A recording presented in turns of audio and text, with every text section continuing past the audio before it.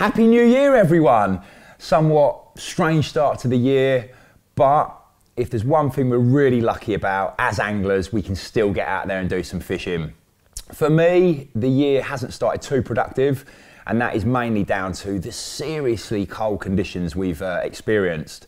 Pre-Christmas, sort of back end of November, did get out and make a short film about my approach going into the colder months, what I do in terms of venue choice, locating the fish in the cold weather, and bait choice and stuff. And it was a really productive session, but it was when the air temperature and the water temperature were not completely sub-zero. Since Christmas, we've had some really cold weather. Many lakes have been frozen, lots of areas have been covered in snow, and most mornings waking up going to work, I've had to defrost a very thick ice off the car. However, it's a new year, and I still want to get out there, I'm sure like a lot of you, and still get a bend in the rod, still get a bite for some carp. It's not impossible, but it is a lot more challenging. In fact, I'd go as far as saying January and February are the most challenging months of the year to still get those bites from the carp. How am I going to still achieve that? Well, I've been out a couple of times this year already, some just short sessions, few hours here, few hours there. I've been to some commercial type venues that are heavily stocked. That's really, really important. You know, you're realistic about your expectations and you go somewhere with a decent stock of fish. And I've managed to nick a few bites, which has been nice. And I've also been going down to my local park lake, Rochford Reservoir, which around 10 years ago now, wow, that makes me really old. We actually filmed episode 2 of Urban Banks there. I blanked on the first session down at Rochford Reservoir. The lake was 3/4 frozen with ice. And yeah, try as I might, moved a couple of times, was very observant, looking for signals and signs. They certainly weren't giving themselves away, and I didn't manage to catch at the end of that day session. What they did at the back end of that day, the last sort of half hour before dark, is they did show, and I saw probably 6 to 8 shows, which is a real vital key bit of information at this time of the year. I went back down a few days later and did manage to nick a few bites, which was really, really nice.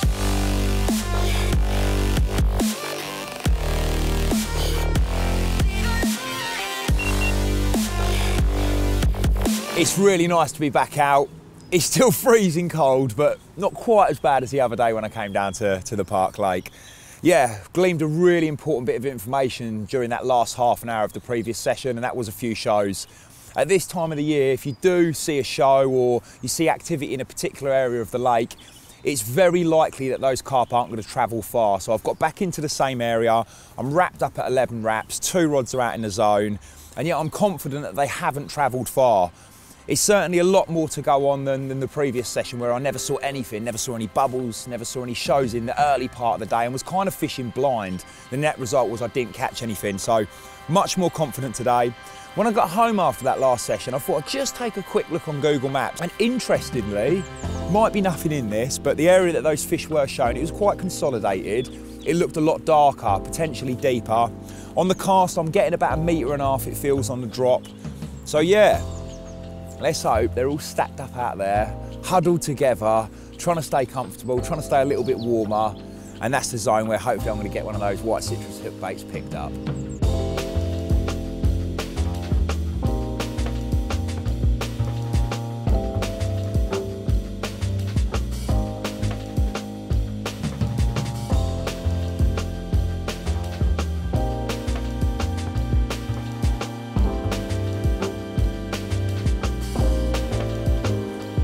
Another tricky day. Giving it a few hours now in this particular zone here where I saw those fish showing last time, and it really is quiet. Not had a single liner. Did catch one little bream, but this is not bream banks. However, in the last 15 minutes I've seen 2 signs of activity just to the right of the island, so the opposite side to where I saw those fish showing last time. There's a lot of cormorants working the water. There's a chance they could have been cormorants, but my gut instinct is telling me, go and have a wander around there. Yeah, basically have a move. There's no point sitting here. I'm certain my tactics are right. I'm really happy with my rigs and my presentation and stuff. It can only be I'm not on those fish, and at this time of the year, you need to be right on them. I'm gonna head round there and give it a go for the last couple of hours.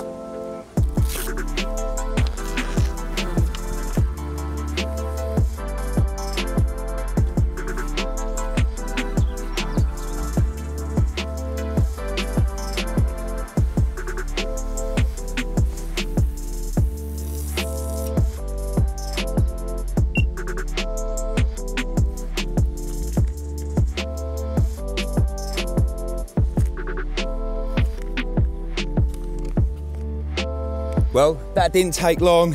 They didn't show in that same area, but I did see a couple of shows just to the side of this island. Come round here with a couple of rods, flick that little white pop up out into the vicinity, and I've got one on. Really nice feeling.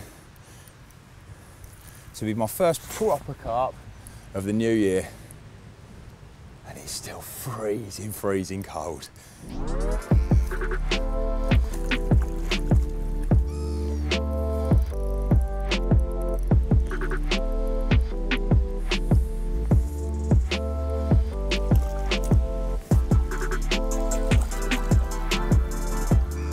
Yeah.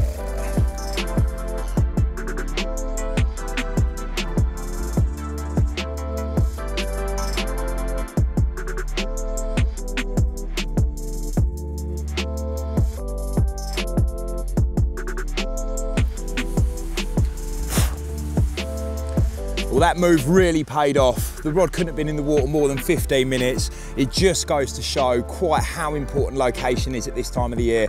I didn't make a bait change, didn't make a rig change. It was simply a case of getting on them. Yeah, right result. 12mm citrus pop up, little tiny white stick bag. First proper one of the new year. Had a big smile on my face. So even though I blanked that first session down at Rochford Res, I never blamed my tactics, my bait choice and stuff. It was more about, were the fish really feeding in those freezing conditions when they're so torpid and not moving? So yeah, there's the start of my year. Been out a few times, managed to nick a few bites. What has really changed though from that session at the back end of November? Number one, I've switched over to white citrus. Throughout the year I use a lot of pink. It's a great colour, but more so than anything, it's just the in vogue, fashionable colour at the moment. There's trends over the years and stuff. 1 minute it's yellow, then it's bright orange, pink, and it is very much a trend, fashion-led thing. Pink is a great colour, it's caught me hundreds and hundreds of fish. But at this time of the year I do switch more over to white. That may well be because I'm doing more sort of canal and park lake sessions, and you can't not but notice the amount of this bread that gets thrown in there. Those carp are swimming around in those more urban environments. They see white as a natural food source because of the amount of bread that gets thrown in. Therefore, selecting a white hook bait, something like citrus, is a very good choice. On those kind of venues, I will fish with potentially just 2 or 3 or 4 freebies around it. I'm certainly not throwing handfuls in. It's too much for those fish to feed and digest. And I will more often than not just fish with a very, very tiny stick. I've gone down to the 18mm webcast now at this time of the year, so the smallest one we do, just to provide a tiny little bit of attraction around, for example, a 12mm citrus pop-up. So they're my tactics that I've been applying over the last sort of few sessions I've done this year. Taking the white out of just park, lake and urban fishing though, it really is a fantastic colour to use at this time of the year. Why? Well, if you take a look outside now, it couldn't be any more dull, dreary, gloomy.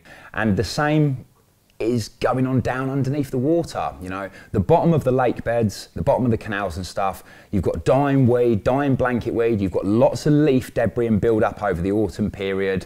And yeah, if there's one colour that stands out better than anything else over those dull, dreary bottoms, it is a white hook bait. So not just on the park lakes, not just on the urban venues, my fishing now over the next couple of months will primarily feature white as a hook bait choice. Why else is white such a great colour? Well, I've mentioned how commonly used pink has been over the last couple of years. Just doing something different from the other anglers, for example using white, may well stack the odds in your favour. So there's my thought process for bait choice over the next couple of months. I will be utilising the white almost exclusively. I think it definitely stacks the odds in your favour when the temperatures are really, really cold. If you've managed to get out already, I hope you've seen some success in 2021. If you haven't, I wish you the best of luck when you get out there on your next session. Just try and remember, keep those session times to a minimum. It is freezing cold. Make sure you select an appropriate venue with a decent stock of fish in, and give that white citrus a try. I'm sure you won't be disappointed.